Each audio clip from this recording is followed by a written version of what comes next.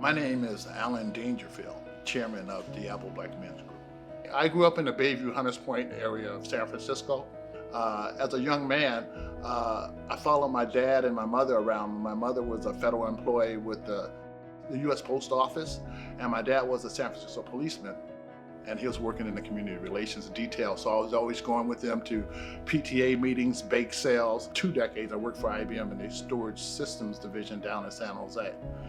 And during that time, I was involved in the community in San Jose. I was a youth football coach, a youth basketball coach. I also was a loan executive from IBM to United Way for a year, where we help the different agencies that are supported by the United Way.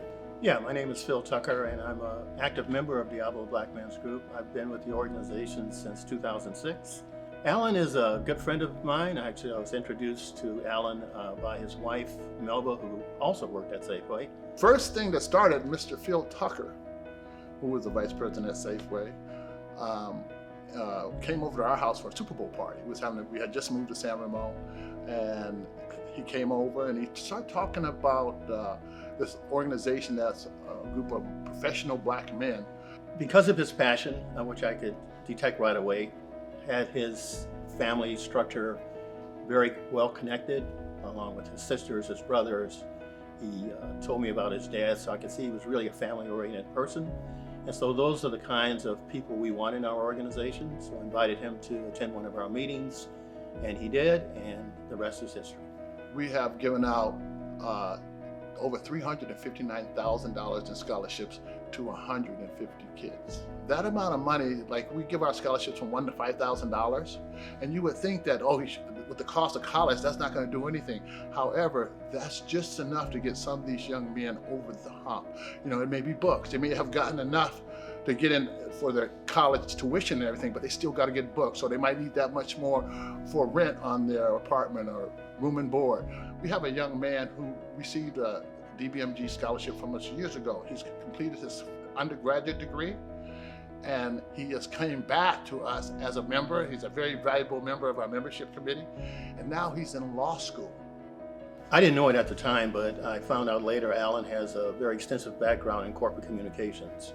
And when he was elected chair of the organization, he took that skill set and really propelled our organization in terms of community outreach, reaching out to corporations and companies for funding opportunities. I mean, we had these 30 guys, and we would beat the streets, and we'd have our golf tournament, we'd have our Christmas gala.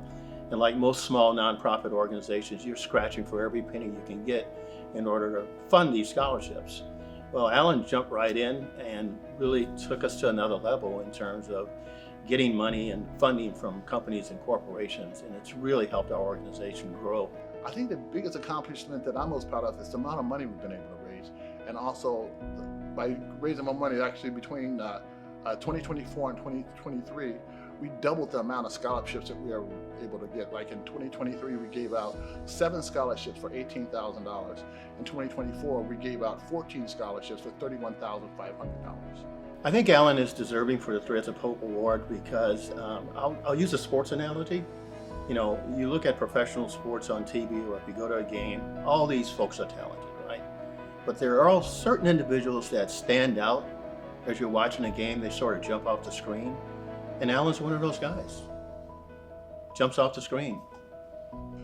To me, the Threads of Hope nomination means that the Diablo Black Group, the work that we're doing in the Diablo Black Men's Group, as well as what I've been doing to provide scholarships for African American male students from Contra, Costa, and Alameda counties, it's been recognized. They see the work we're doing, and they see that it's good that it's making in the community. So I think the Threads of Hope is all about that, bettering our community.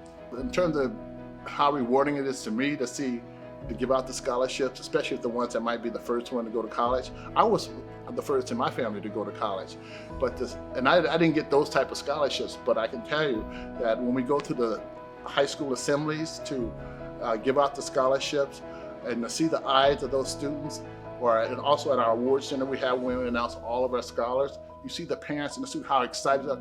It's a very rewarding feeling because you know you're making a difference in somebody's life. I've always been involved in the community. I think it's important to give back to the community so we can make our whole communities and where we live better.